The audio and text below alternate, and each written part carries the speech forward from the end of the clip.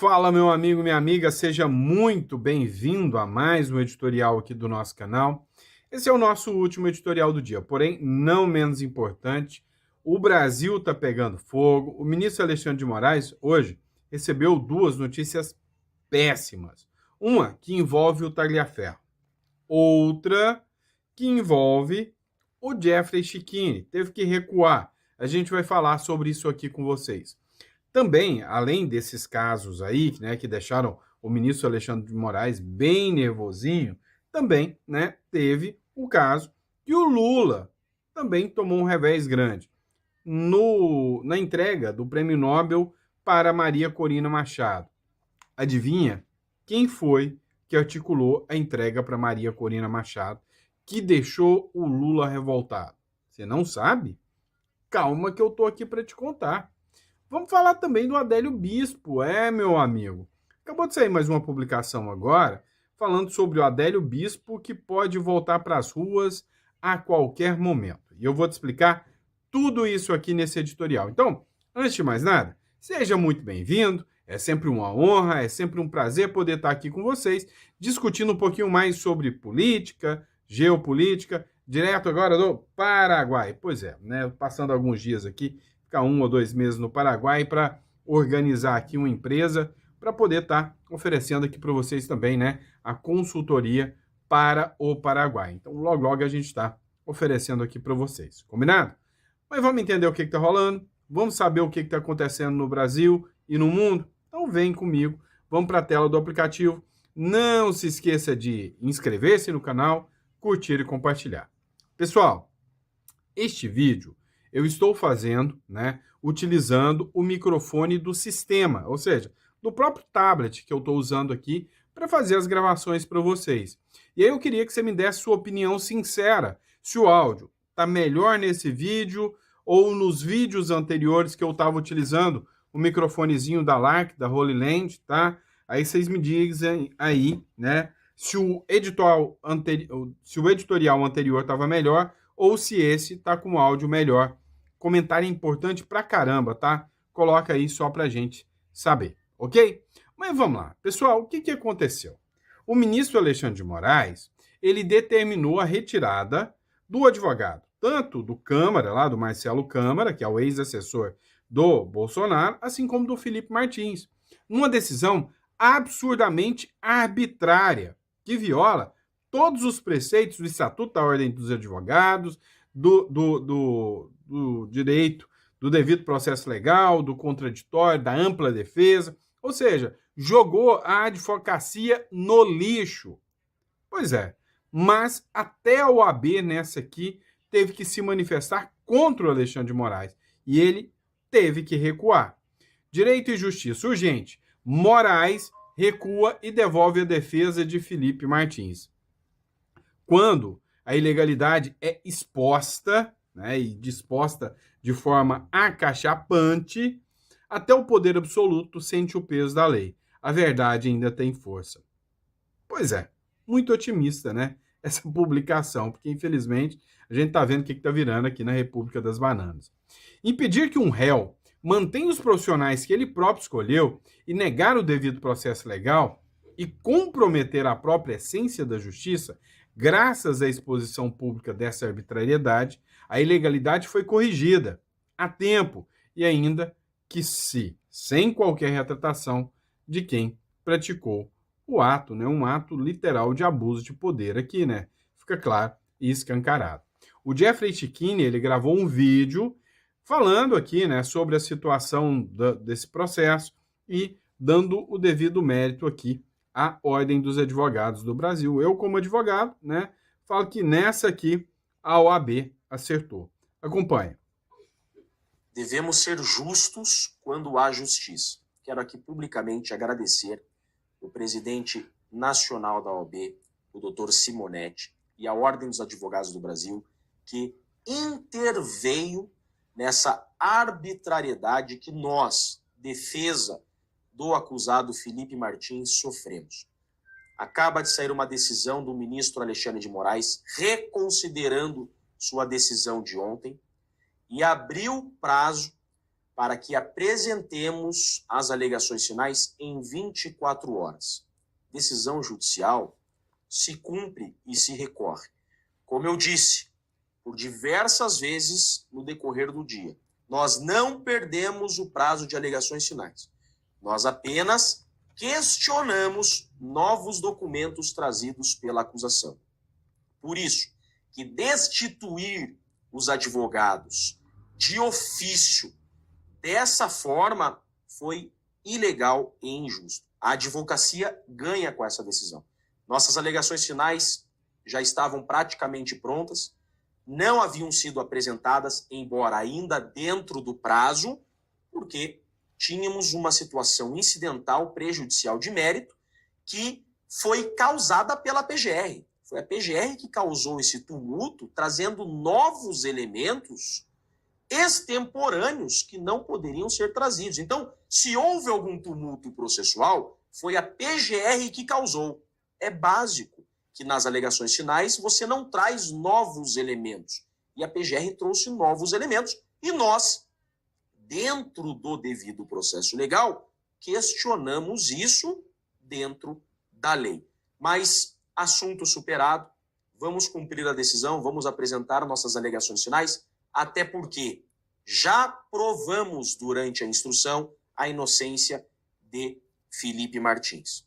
Então, o ministro reconsiderou a decisão, eu, Jeffrey Chiquini e o doutor Ricardo, continuamos formalmente e oficialmente na defesa de Felipe Martins e iremos apresentar as alegações finais, porque ainda estamos dentro do prazo, mas continuaremos questionando essa ilegalidade praticada pela PGR em violar o devido processo legal, trazendo esses novos elementos. Faço, então, essa manifestação pública a todo o Brasil.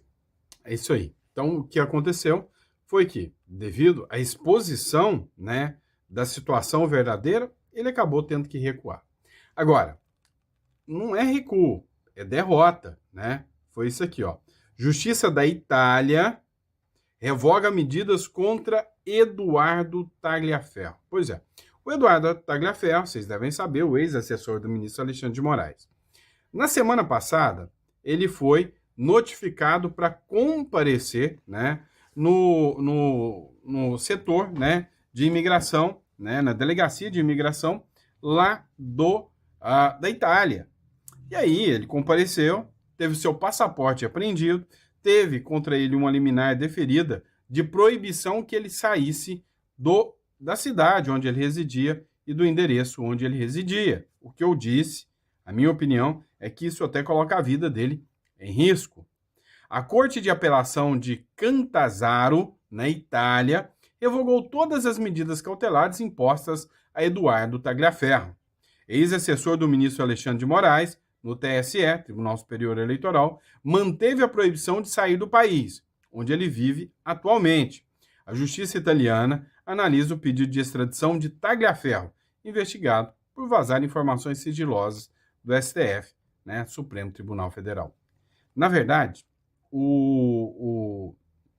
só uma correção aqui na matéria, o Tagliaferro, ele não é acusado de vazar informações do STF, tá? Ele é acusado de vazar informações do Tribunal Superior Eleitoral, tá? Então, ele estava no TSE, ele atuava no TSE, no Tribunal Eleitoral, sobre as ordens do ministro Alexandre de Moraes, que atuava ali como, né, presidente do TSE, à época, inclusive, de 2022.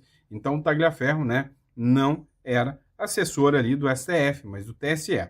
As medidas cautelares determinavam sua permanência em residência fixa e proibiam a saída do país, inclusive o passaporte apreendido, tá? Tanto o brasileiro quanto o italiano.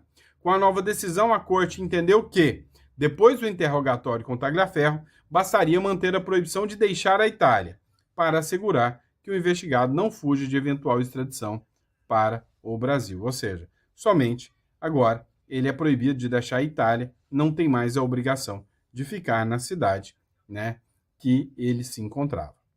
Vamos lá, pessoal. Vocês viram, né, que a Maria Corina Machado venceu o Prêmio Nobel da Paz. essa matéria aqui foi muito esclarecedora. Lula é o grande derrotado do Prêmio Nobel da Paz. Muita gente na expectativa que quem fosse ganhar o Prêmio Nobel da Paz seria o Donald Trump, né? Principalmente em virtude né, do fim da guerra de Hamas, né, e Israel. E isso aí, todo mundo contava uma situação assim provável, que o Donald Trump merecia essa vitória. Mas alguém que merece mais do que o Donald Trump chama-se Maria Corina Machado, a opositora do Maduro lá na Venezuela. E ela sim teve todo o mérito, ela merecia, ela, sem sombra de dúvidas, né, uma mulher que fez o papel dela ali de guerreira, né, em relação, né, a tudo que está acontecendo com o Maduro.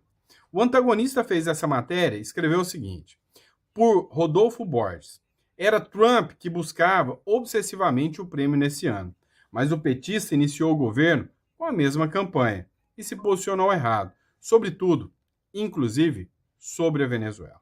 Então, era o sonho de consumo de dois, né? Era o sonho de consumo tanto do Trump, como era o sonho de consumo também do Lula, né? Do petista.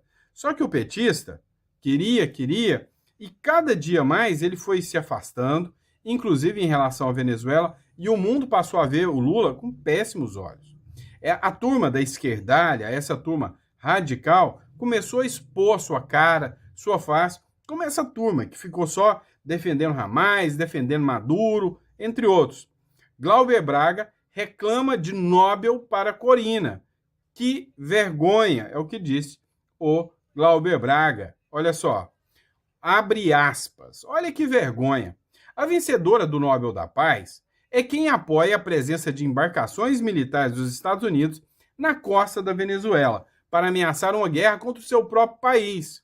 Maria Corina Machado comentou a ação imperialista em tom religioso, dizendo: Trump não está jogando, disse em seu perfil no X o deputado, que passa por processo de cassação no Conselho de Ética e Decoro Parlamentar. Então a grande questão é: quem és tu, né, Glauber? Quem és tu que está por um processo de cassação por agredir, né, uma pessoa dentro da própria Câmara dos Deputados, para falar assim da Maria Corina Machado?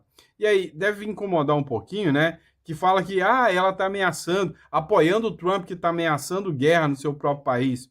Tá com medo do Eduardo Bolsonaro levar o Nobel da Paz também? Duvido muito que isso vai acontecer, tá? Mas olha, outra matéria do antagonista. Quem mais fez a cobertura de forma séria foi o jornal O Antagonista. Lula, uma farsa democrática diante de Maria Corina Machado. O jornal exaltou muito a vitória da Maria Corina Machado, mas exaltou muito mesmo. E acabou com o Lula, falando que o Lula é uma vergonha, é um mentecapto por estar apoiando o Maduro, foi quem chancelou, né, o golpe do Maduro lá na Venezuela, e a Maria Corina Machado levou todos os méritos. E que o Lula chegou a ofender a Maria Corina Machado, chamando ela de chorona. A Marina aqui, acho que é Marina Silva, né? Maria Helena, né? Marina Helena, ela concorreu, né, à eleição ali pelo Novo de São Paulo. Ela fez um vídeo impecável falando sobre a Maria Corina Machado e Lula. Dá uma olhada. Lula deu um recado à Prêmio Nobel Maria Corina Machado em março de 24, logo antes das eleições fraudadas na Venezuela. Eu só disse a vocês que houve aqui nesse país, eu fui impedido de concorrer às eleições de 2018. Ao invés de ficar chorando, eu indiquei um outro candidato e disputou as eleições. Sim, o nosso presidente comparou ter sido preso por corrupção com a perseguição brutal que acontece na Venezuela. Disse que Maria Corina estava chorando. A resposta da guerreira foi na lata. Eu chorando, presidente Lula? Você está dizendo isso porque eu sou mulher? Você não me conhece. Eu estou lutando para defender os direitos de milhões de venezuelanos que votaram em mim nas primárias e dos milhões que têm o direito de fazê-lo em eleições presidenciais livres, nas quais derrotarei Maduro. Você está compactuando com os abusos de um autocrata que viola a Constituição e o Acordo de Barbados que você afirma apoiar. A única verdade é que Maduro tem medo de me confrontar, porque sabe que o povo venezuelano está nas ruas comigo hoje. Não foi a primeira vez que Lula passou pano para a ditadura de Maduro. Dá uma olhada. Citou a Venezuela e Nicolás Maduro. Eu queria aproveitar a oportunidade para o senhor esclarecer por que o senhor, seu governo e parte da esquerda brasileira tem tanta dificuldade em considerar a Venezuela uma ditadura. Olha, deixa eu lhe falar uma coisa. A Venezuela, ela tem mais eleições do que o Brasil. A Venezuela, desde que o Chávez tomou posse...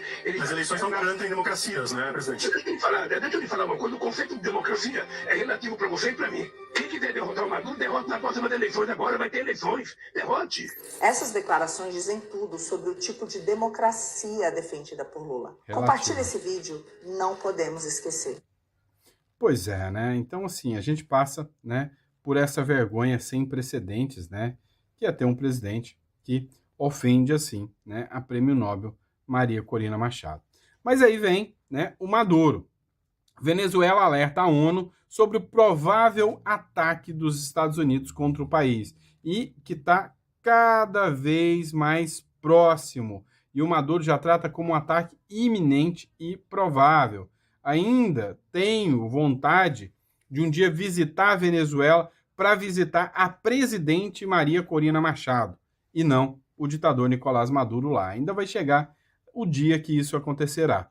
O governo de Nicolás Maduro alertou a Organização das Nações Unidas sobre um possível ataque armado dos Estados Unidos contra o país e disse que a operação pode acontecer em pouco tempo. A declaração consta em um pedido de reunião emergencial do Conselho de Segurança enviado na quinta-feira. Então o Maduro foi lá chorar, foi lá resmungar para a ONU, abre aspas. Estamos hoje diante de uma realidade sem precedentes. Nos últimos 200 anos da história republicana, disse o representante permanente da Venezuela na ONU, embaixador Samuel Reinaldo Moncada Costa, abre aspas. Esta carta, baseada em informações comprovadas, razoáveis e objetivas, confirma que um ataque armado dos Estados Unidos contra a Venezuela pode ocorrer muito em breve. Todos esperamos isso, tá? Muito em breve. A mobilização militar em curso, a escalada de ações hostis e provocativas e a retórica cada vez mais incendiária confirma isso. Oxalá que faça logo. Sobre a Maria Corina Machado, é importante lembrar que o Donald Trump disse que está fazendo as pazes, rolou uma química com o Donald Trump. Mas olha só, quem foi que indicou a Maria Corina Machado para o Prêmio Nobel da Paz? Não foi nem o Trump, foi o Marco Rubio. Matéria do Poder 360 aqui, o Rubio indicou Maria Corina Machado ao Nobel da Paz. A carta foi enviada ao Comitê Norueguês do Nobel em agosto de 2024, antes dele assumir o posto de secretário de Estado dos Estados Unidos. Então, olha a influência do senhor Donald Trump e do Marco Rubio aqui, que mandou para o Comitê Norueguês, que deu o Prêmio Nobel para Maria Corina Machado, meu irmão. Pois é, né? Foi o responsável por este ato aí. O secretário de Estado dos Estados Unidos, Marco Rubio, indicou a líder da oposição venezuelana, Maria Corina Machado, ao Prêmio Nobel da Paz de 2025. A carta de apoio foi enviada ao Comitê Norueguês do Nobel em 26 de agosto de 2024, antes de Rubio assumir o cargo no governo do Donald Trump. Vamos lá, pessoal. Mudando de assunto. Esta é a esquerda do Brasil. É uma esquerda extremista, radical, apoiadora de terroristas. Essa é a esquerda que nós vemos, infelizmente, aqui no Brasil. Tá? Essa figura, né, não sei se é professor, se não é, porque foi num encontro de professores, falou que os brasileiros que estavam em Israel, que foram assassinados pelo grupo Hamas, ou que foram sequestrados, eram bandidos, simplesmente por estar em Israel. É deplorável, vergonhoso. No ato promovido por extremistas de esquerda, é a primeira vez que um jornal chama de extrema esquerda, né?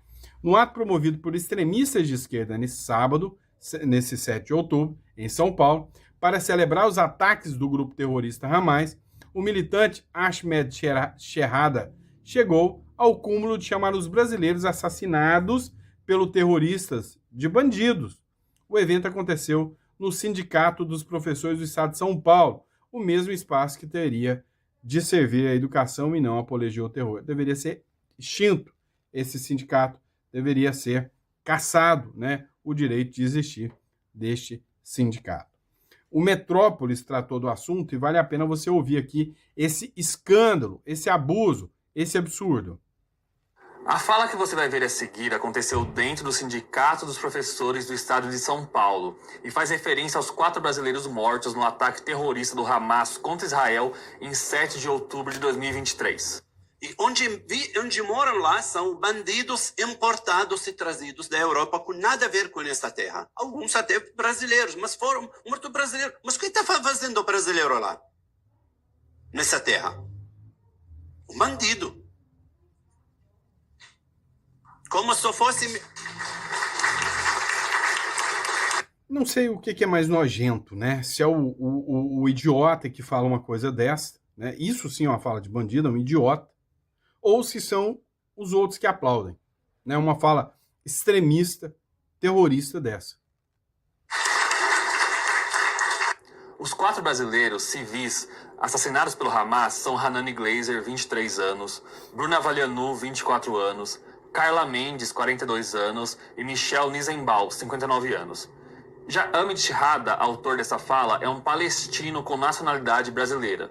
Ele é irmão de um ex-líder do Hamas e presidente do Instituto Brasil-Palestina. Ahmed participou na última terça-feira de um evento promovido por extremistas de esquerda para comemorar, isso mesmo, comemorar o ataque terrorista do Hamas. Mas ele não falou sozinho nesse dia. Porém, antes de irmos para outras falas, vamos ver alguns símbolos que estavam na POSP nesse dia. Aqui, a estrela de Davi é comparada à suástica, o símbolo nazista usado por Adolf Hitler. Aqui, a bandeira do Hamas é ostentada em uma parede da POSP. E na próxima imagem você vê o Z, símbolo usado pela Rússia na invasão contra a Ucrânia. Um dos diretores da POSP, Antônio Carlos Silva, estava presente e discursou no evento. Ele defendeu que o ataque terrorista do Hamas seja ensinado nas escolas como um exemplo. É uma data de enorme importância para ser saudada, para ser lembrada em toda a história, para ser contada nos livros da história, para ser ensinado nas nossas escolas, nos nossos sindicatos, nos nossos partidos, como um exemplo para a luta de todos os povos oprimidos. Outro participante da mesa e que discursou no evento foi Charles Gentil, secretário de Finanças e membro da executiva do PT. Ele justificou a ação do Hamas como um ato de resistência. E quando tenta a única alternativa que resta, que é a insurreição, e se insurgir, ainda são taxados de radicais? O direito à resistência, como foi colocado aqui, ele existe. Os dirigentes do PCO, partido que organizou o ato, também falaram em defesa do maior massacre de judeus desde o Holocausto. Nós estamos vivendo aqui a reação do sionismo e do imperialismo à vitória espetacular que foi o dia 7 de outubro. Queria recordar que quando, num sábado, dia 7 de outubro de 2023, eu acordei e fui ver a imprensa e eu tive um momento de alegria que só foi comparável na minha vida política ao momento que eu vi as tropas do Vietnã do Sul entrarem em Saigon, expulsando os norte-americanos de lá. O evento terminou com a execução da Internacional Socialista, um hino clássico de movimentos socialistas e de esquerda em todo o mundo. Pelo adiantado da hora, nós vamos cantar só 2, até o segundo refrão da Internacional, e sigamos firmes nessa luta. Vamos lá então, companheiros. Muito obrigado.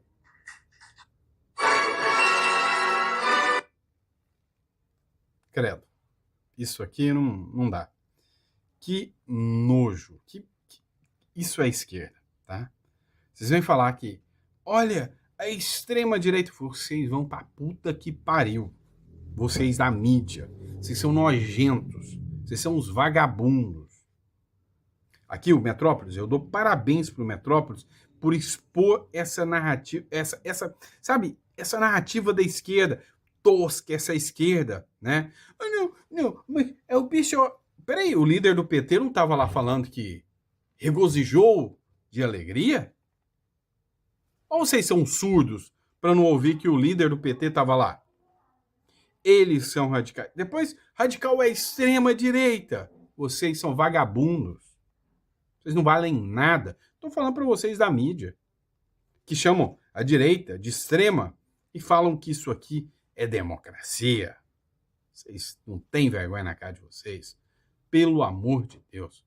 Pelo amor de Deus. Agora, só para vocês entenderem um pouquinho, você está vendo esse pessoal aqui? São palestinos que estão se vendo livre do Hamas. Estão chorando? Não. Eles estão comemorando e dizendo I love you, Donald Trump. I love you, I love you, I love you, Trump. I love you. كل العالم.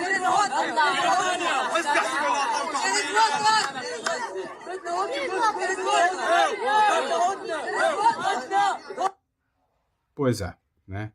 Hoje eu me senti um pouquinho mais envergonhado, né, de ser brasileiro, ao ter que ver, né, a cara dessas figuras, esse tipo de gente existindo no nosso Brasil, né, livres para poder falar o que bem entende. Enquanto que qualquer coisa que alguém da direita fala, né, é cadeia na certa, né? Ah, mas é o PCO. Não vamos pôr a culpa só no PCO, não. As falas desse Rui Costa aí, já vi outras falas dele coerentes, já falei isso, mas isso aqui é nojento. É nojento esse tipo de fala aqui. Simples assim. Vamos lá, pessoal. Dá uma olhada nessa última publicação que a gente vai falar agora. Pois é, o André Marsiglia mostrou sua indignação. Nada mais, nada menos que o senhor Adélio Bispo pode ser solto. É o seguinte, foi feito um pedido agora de avaliação psicológica para saber se o Adélio Bispo pode voltar para as ruas, ficar livre, leve e solto para militar novamente pelo PSOL e talvez até participar de algum evento como esse aqui, talvez até virar um mártir, né, da esquerda, dar palestras muito bem remuneradas, virar um ícone da esquerda mundial, que tal?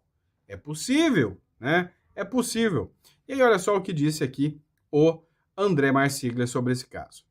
O Adélio, que tentou matar o Jair Bolsonaro, tá para ser solto. E o Jair Bolsonaro, que quase foi morto pelo Adélio, não pode botar o pé fora de casa. Aí você vai dizer, por quê? Porque ele simplesmente fez posts, fez lives, e isso foi entendido como um atentado muito forte à democracia. E vamos lembrar, como aqui disse a Paula até anteriormente, o Jair Bolsonaro está hoje há 15 dias ilegalmente preso. Ele já está ilegalmente preso desde o início disso tudo. Mas, incontestavelmente, de forma ilegal, ele está há 15 dias preso porque ele, no inquérito, ele está preso domiciliarmente e as restrições impostas a ele que resultaram na prisão domiciliar, todo esse conjunto de fatos jurídicos foi definido dentro do inquérito do qual ele foi excluído. Então, se ele foi excluído do inquérito, tudo o que contra ele foi imposto cai imediatamente. O Moraes deveria ter revogado de imediato essa prisão há 15 dias atrás e não o fez. A defesa, 2 dias depois, pediu e até agora o Moraes vem ignorando. E vem ignorando de propósito, porque ele já decidiu contra o Jair Bolsonaro diversas outras coisas, outras medidas, outros pedidos posteriores a esse da defesa e não esse feito para que a sua prisão fosse revogada. Então o Brasil é isso daí. Você tem o Adélio que quis matar o Bolsonaro sendo solto e você tem o Jair Bolsonaro que quase morreu nas mãos do Adélio preso por ter falado e agora preso ilegalmente porque o Moraes não se digna a revogar a sua prisão ilegal. Essa é a história do Brasil. E vale dizer, o Adélio, ele é o único lobo solitário que nós temos hoje no país. Todo mundo pro Moraes, absolutamente não tem ninguém que não seja uma organização criminosa, uma milícia. Eu nunca vi um país com tanta organização criminosa e milícia como a que passa por dentro da cabeça do Moraes.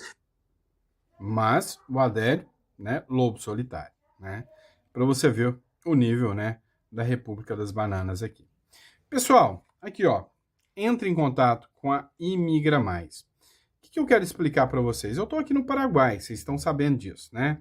E aqui no Paraguai a gente está literalmente, né, avaliando, né, o país para trazer coisas novas para vocês. O que eu achei do Paraguai, tá? O Paraguai é um país que me chamou a atenção os jovens, tá? Aqui é um país muito mais jovem do que o Brasil. Eu tô falando do povo, tá? Você viu muito mais jovens na rua. Aqui não é todo mundo conectado no celular igual no Brasil. A diferença também que eu vi, sabe aquela cultura woke, aquela coisa esquerdista? Cara, se quase não vê isso aqui. São mulheres femininas, são jovens, homens, masculinos, sabe? Muito bem criados, diga-se de passagem, uma educação do povo ímpar.